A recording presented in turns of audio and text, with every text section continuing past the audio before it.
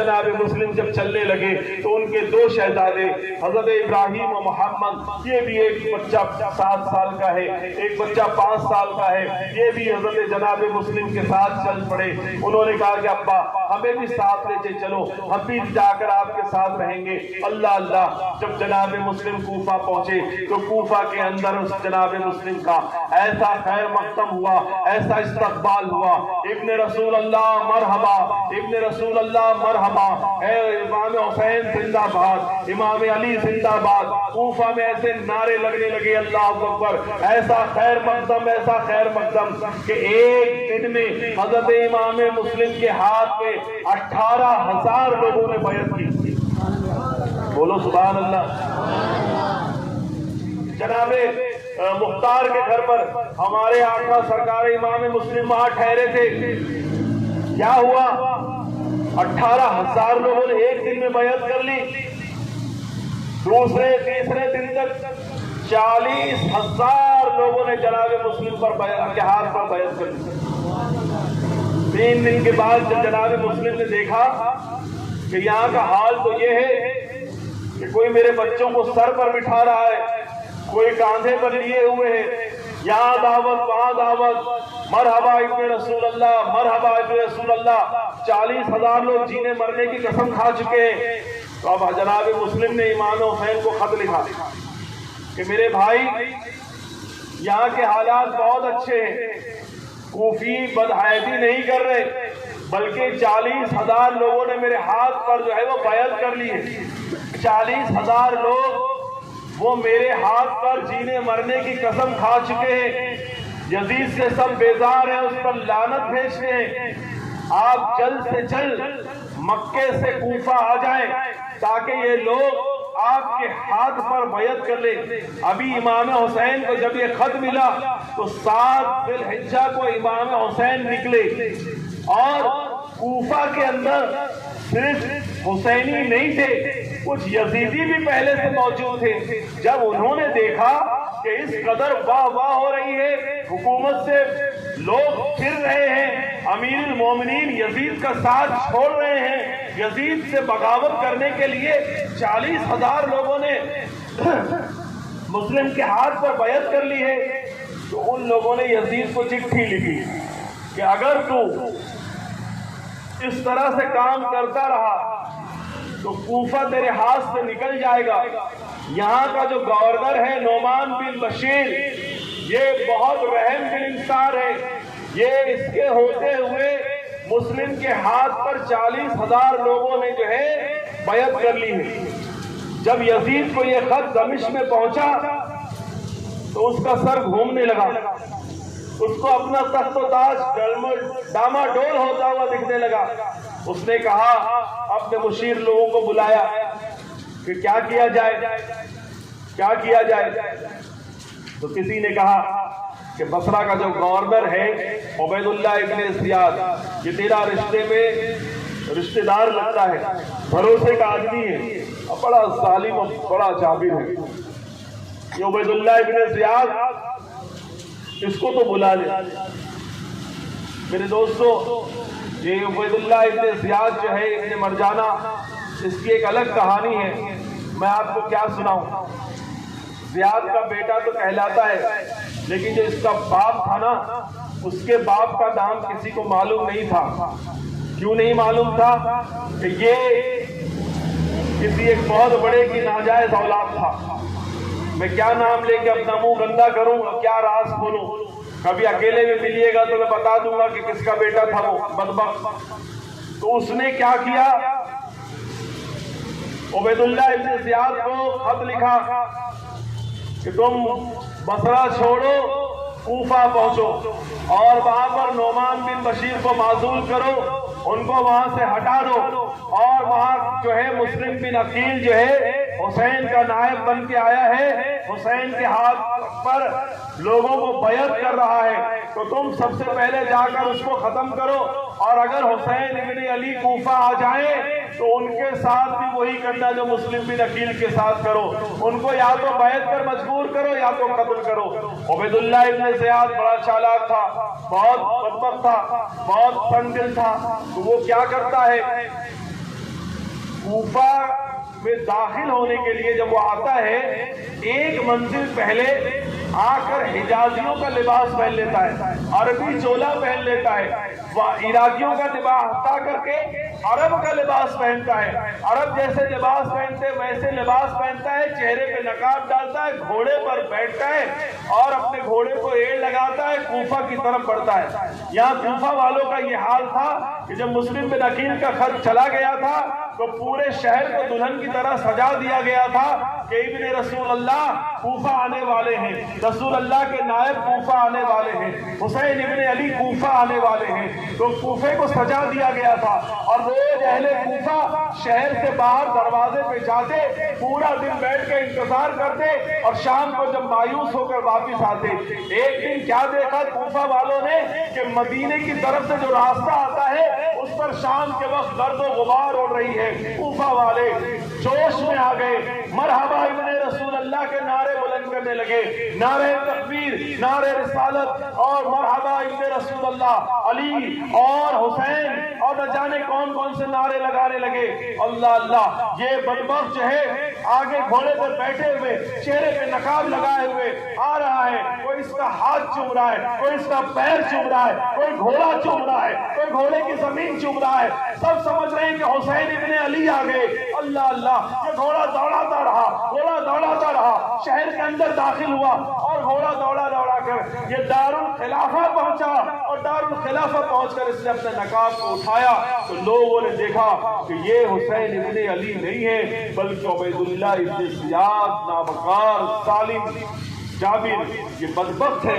اس نے وہاں اکٹھا ہو کر ایک خطبہ دیا، ایک تقریر کی کہ اے کوفہ والوں، میرے پیچھے ایک بہت بڑی فوج یزید کی آ رہی ہے اور تم لوگوں نے مسلم کے ہاتھ پر بیعت کیا ہے، مسلم کی بیعت سے، حسین کی بیعت سے بیزار ہو جاؤ ورنہ وہ فوج تم میں سے ایک ایک کو چن چن کر کے ہم قتل کر دیں گے، تم میں سے کوئی باقی نہ بچے گا۔ اندر چلا گیا۔ اب کوفہ کے لوگ ڈر گئے، سہم گئے، اب کیا ہوگا؟ یزید کو خبر ہو گئی ہے، اب وہاں سے فوج آئے گی اور ہمارے بچے یتیم ہوں گے، ہماری بیویاں بیوہ ہوں گی۔ میرے دوستوں، میرے بزرگوں، حضرت جناب مسلم یہ حانی بن اربا کے گھر پہ قیام پذیر تھے۔ حضرت مسلم کو جب پتا چلا، حضرت مسلم نے، میں بہت شارٹ کٹ کر کے آپ کو بتانے جا رہا ہوں، مجھے معاف کریے گا کہ گھڑی کی سوئی بہت تیزی کے ساتھ آگے بڑھتی جا رہی ہے۔ جناب مسلم نے حانی بن اربا سے کہا کہ ایسا ہے کہ ہم نہیں چاہتے کہ تمہارے گھر میں کوئی تم کو کوئی پکڑ لے، قتل و غارت ہو، کوئی معاملہ پیش آ جائے، تو آپ وہاں سے نکلے۔ اور آپ نے لوگوں کو جمع کیا، جمع کر کے کیا کیا؟ دارالخلافہ کا گھیراؤ کر لیا۔ لیکن عبید اللہ ابن زیاد جب وہاں پہنچا تھا تو پہنچتے ہی اس نے کوفہ کے بڑے بڑے لوگوں کو میٹنگ کے لیے بلا لیا، ایک ایک قبیلے کے لوگ، بڑے بڑے جن کی چلتی تھی، جن کو لوگ مانتے تھے، سب کو بلا لیا اور اس کے بعد باہر سے تالا لگا دیا۔ اس نے کہا کہ اب باہر تالا لگ چکا ہے، تم سب میرے انڈر، تم صرف اتنا کرو گے کہ مسلم نے جو تمہارے گھر والوں کو، رشتہ داروں کو، سب کو جمع کر کے دارالخلافہ کا محاصبہ کیا ہے، دارالخلافہ کا گھیراؤ کیا ہے، تم چھت پر جا کر ایک ایک جن کھڑے ہو کر کہو کہ تم یہاں سے اپنے اپنے دوستوں کو، رشتہ داروں کو، گھر والوں کو کہو کہ مسلم کا ساتھ چھوڑ دیں، نہیں تو ننگی تلوار ہے اور تمہارا سر تن سے جدا کر دیا جائے گا۔ میرے دوستوں، میرے بزرگوں، میرے ساتھیوں، 40,000 لوگوں کے ساتھ جناب مسلم قلعے کا محاصرہ کیے ہوئے، دارالخلافہ کو گھیرے ہوئے۔ جو ایک ایک سردار آیا اور اس نے اپنے اپنے گھر والوں سے ڈر کے مارے کہا کہ مار دیا جائے گا، ہمارے کو قتل کر دیا جائے گا، تو مسلم کا ساتھ چھوڑ دو، مسلم سے الگ ہو جاؤ۔ अल्लाह अकबर, 40,000 के लश्कर के साथ जनाब मुस्लिम खड़े थे। लेकिन कूफा की जामा मस्जिद में मगरिब के वक्त जनाब मुस्लिम पहुंचे हैं तो आपके साथ सिर्फ 500 लोग थे। कितने लोग थे? बोलिए। 500 लोग थे जनाब मुस्लिम के साथ। और जब जनाब मुस्लिम ने इमामत के मुसल्ले पर खड़े होकर अल्लाह अकबर कहा तो 500 लोग पीछे अल्लाह अकबर कह के हाथ बांधे। लेकिन जब जनाब मुस्लिम ने सलाम फेरा तो सिर्फ एक आदमी बैठा हुआ था। ये कूफा वालों की सबसे पहली गद्दारी जो उन्होंने इब्ने अकील से की। अब जनाब मुस्लिम घबरा गए, करे तो क्या करें, जाए तो किसके पास जाए, बोले तो किससे बोले। अपनी जान से ज्यादा अपने भाई हुसैन को जो खत लिख दिया है उसकी फिक्र हो गई कि मैंने तो हुसैन को लिख दिया कि कूफे वाले बड़े अच्छे हैं, ये तो जानिसारे हुसैन हैं, ये तो जानिसारे फातिमा हैं, ये तो जानिसारे मौला हैं, ये तो सब आपके शहदाई हैं, आपके शहजादों के लिए जान निछावर करना चाहते। अब ये फिक्र सता रही थी। एक एक के दरवाजे पे जाते, ऐ फला क्या तूने खत न दिया था, ऐ फला क्या तूने नहीं पिलाया था। कोई दरवाजा नहीं खोलता, सब दरवाजे बंद हैं। दरवाजे को ठोकता, दरवाजे में दस्तक देता, मैं कहता कि मैं फला हूँ, तूने मेरे हाथ पर जीने मरने की कसम खाई थी। अल्लाह अल्लाह अल्लाह, कैसे पीर थे और कैसे मुरीद थे। अल्लाह अल्लाह, आदमी लोग जीने मरने की पीरों के हाथों पे कसम खाते हैं और उसके बाद देखते हैं जरा ऊंचे पीर साहब, टोपी वाले पीर साहब आ गए, ऊंची पगड़ी वाले पीर साहब आ गए, ऊंचे जो है जुब्बा कुब्बा वाले पीर साहब आ गए। तो ये देखा अच्छा इधर का पल्ला हल्का है थोड़ा, उधर का पल्ला भारी है, तो फौरन उस तरफ चले जाते हैं। मेरे दोस्तों, मेरे बुजुर्गों, ये कहां से सीखा लोगों ने? ये कूफा वालों से सीखा है। ये कूफा वालों ने कभी इस दर पर, कभी उस दर पर, कभी यहाँ कभी वहां हाथों का सौदा किया और पीरी मुरीद को कयामत तक के लिए बदनाम किया। मेरे दोस्तों, मेरे बुजुर्गों, हाथ पर जीने मरने की कसम खाई थी। अब मुस्लिम का कोई पुरसाने हाल नहीं है, प्यास से गला सूख गया है। अचानक मुस्लिम ने क्या देखा कि एक घर है, एक बूढ़ी औरत बाहर बैठी हुई है और दरवाजा हल्की सी रोशनी है। मुस्लिम वहां पहुंचे, कहा माई थोड़ा सा पानी मिलेगा? उसने कहा क्यों नहीं बेटा, बिल्कुल पानी मिलेगा। मुसाफिर लगते हो? कहा हाँ मुसाफिर हो। बहुत अच्छे इंसान लगते हो। कहा हाँ माई, मैं रसूल अल्लाह का घर वाला हूँ, हुसैन का भाई हूँ। बुढ़िया खुश हो गई, हुसैन का भाई और कूफा में इस तरह घूम रहा है, क्या बात है। आपने माजरा पूरा वाकया पेश किया और उसके बाद जनाब मुस्लिम को उस बुढ़िया ने खाना भी खिलाया, जनाब मुस्लिम को उस बुढ़िया ने जो है पानी भी पिलाया और एक अच्छा सा गद्दा लगाया। जनाब मुस्लिम को उसने कहा आराम करके, मेरे घर में आपको कोई खतरा नहीं है, मेरे घर में आपको कोई तकलीफ नहीं होगी। और उसके बाद बुढ़िया ने कमरा बंद कर दिया और अपने बेटे का इंतजार कर रही थी। बेटा फौज में था, पूरा दिन बेटा आया नहीं, क्या बात है, क्या मामला है, वो परेशान हाल था। मेरे दोस्तों, मेरे बुजुर्गों, जब बेटा आया तो बेटे को माँ ने खाना खिलाया, पानी पिलाया और बेटे से कहा बेटा रोज तो तू बड़ा जल्दी आ जाता था, आज इतना देर से क्यों आया? कहने लगी माँ तुझे पता नहीं है कि हुसैन का भाई मुस्लिम यहाँ पर बगावत करने के लिए आया है। हुसैन का भाई मुस्लिम यहाँ पर आके उसने कूफे में खलबशार कर दिया है, 40,000 लोगों को गुमराह कर दिया, लोगों को जो है अपने हाथ पर बैत ले रहा है हुसैन के नाम पर, अमीरुल मोमिनीन अजीज यजीद से बगावत कर रहा है, अल्लाह अल्लाह हुकूमत से बगावत कर रहा है, खलीफे रसूल अल्लाह से बगावत कर रहा है। न जाने क्या क्या उसने कहा। माँ ने कहा बेटा, अब्बा घबरा गई, ये जिसको ढूंढ रहा था पूरा दिन वो तो मेरे घर में है। माँ ने कहा जैसे जैसे बेटा तू सो जा, बेटा तू सो जा। उसने कहा माँ तेरी परेशानी आज समझ में नहीं आती, तेरी परेशानी आज समझ में नहीं आ रही कि तू इतनी परेशान क्यों है। अब माँ सोच रही थी मैं इसको अगर बता दूं कि रसूल अल्लाह का बेटा यहीं पर सो रहा है, हुसैन का भाई यहीं पर आराम फरमा दिए, तो अभी हंगामा कर देगा। बहरहाल जैसे जैसे रात गुजरी, फजर की नमाज के लिए आसान हुई, तो उसने देखा कि मुस्लिम मेरे घर में आराम करे, इनको मैं पूरा वहां ढूंढ डाला। عبیداللہ ابن زیاد کے وہاں گیا، کہنے لگا جس کو سب لوگ ڈھونڈ رہے ہیں اس کو میں لاؤں گا تو مجھے کیا ملے گا؟ اس نے کہا تجھے منہ مانگا انعام ملے گا۔ اس نے کہا پھر ٹھیک ہے، 70 آدمی دے، 70 جانبازوں کو لیا اور آیا اپنے گھر کے چاروں طرف سے لوگوں نے گھیر لیا امام مسلم کو۔ اب امام مسلم نے دیکھا کہ جس کے گھر رکا تھا وہی گھر رہزنوں کا گھر نکلا۔ اللہ اللہ، بڑھیا نے بیٹے کو بہت روکنا چاہا لیکن بیٹا نہیں مانا۔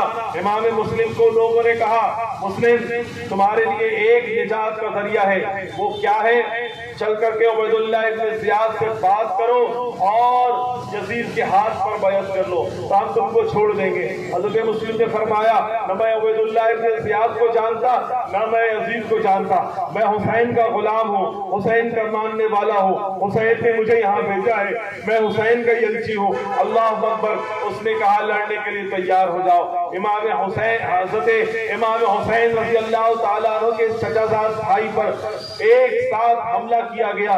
آپ نے ان سے مقابلہ کیا، مقابلہ کرتے گئے لیکن 70 آدمی اور ایک آدمی، ظاہر سی بات ہے کوئی تیر برسا رہا ہے، کوئی بھیلا نیزہ مار رہا ہے، کوئی بھالا چلا رہا ہے، کوئی تلوار سے جو ہے حملہ کر رہا ہے۔ اللہ اللہ، مسلم زخمی ہو جاتے ہیں۔ ایک بدبخت نے آپ کو ایک ایسا تیر زہر میں بجھا ہوا مارا کہ پیشانی میں چھید ہو گیا۔ ایک بدبخت نے آپ کو تیر مارا، آپ کے دونوں دانت ٹوٹ گئے۔ آپ نے تبا اس عورت سے، تبا نامی عورت سے کہا کہ مجھے تھوڑا سا پانی دے دے۔ تبا نے پانی کا ایک کٹورا جناب مسلم کو پیش کیا۔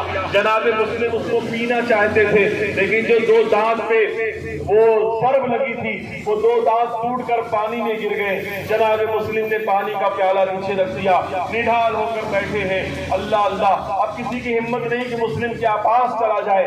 مسلم کے اندر طاقت حیدری ہے، کوئی پاس نہیں آتا، دور کھڑے ہیں۔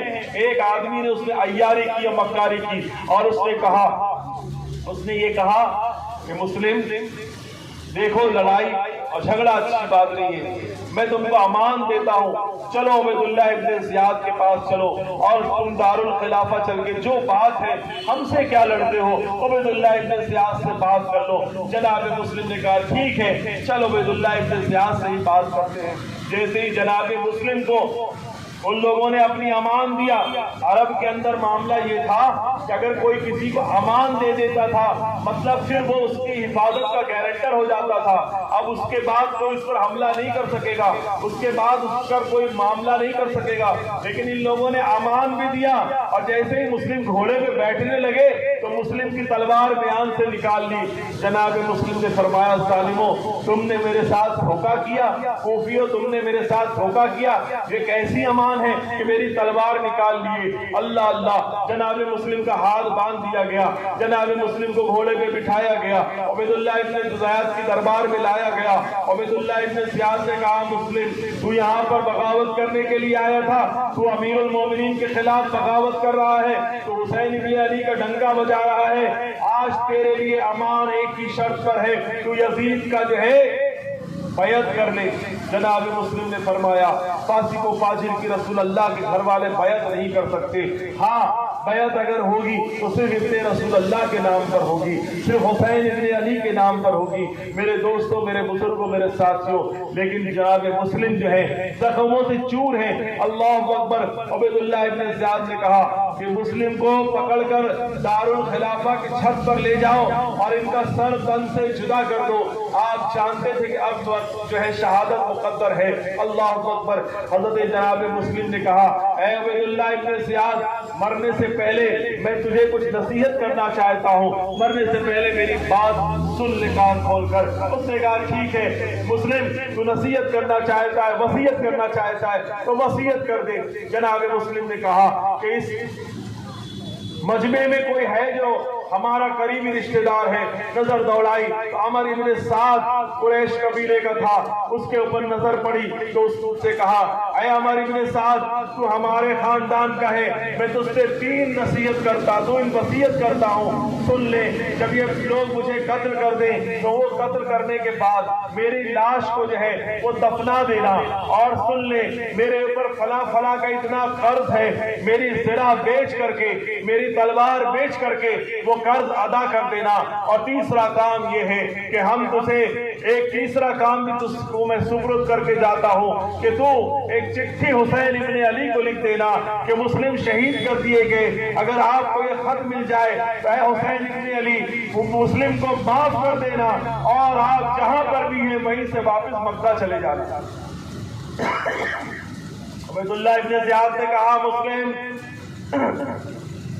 تیری 2 شرطیں تو میں مان لوں گا، لیکن تیسری شرط ہم نہیں مانیں گے۔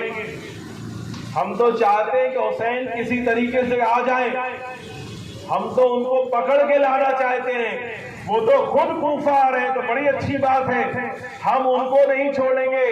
ہاں تیری لاش کے ساتھ کیا کرنا ہے یہ بھی بعد میں طے کیا جائے گا۔ اتنا اس نے کہا، آپ نے فرمایا کہ مجھے 2 رکعت نماز پڑھنے کی اجازت دے دی جائے۔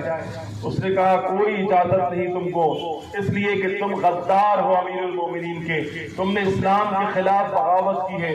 آپ سوچو تو صحیح، جس کے گھر سے اسلام نکلا اسی کو اسلام کا باغی کہا جا رہا ہے۔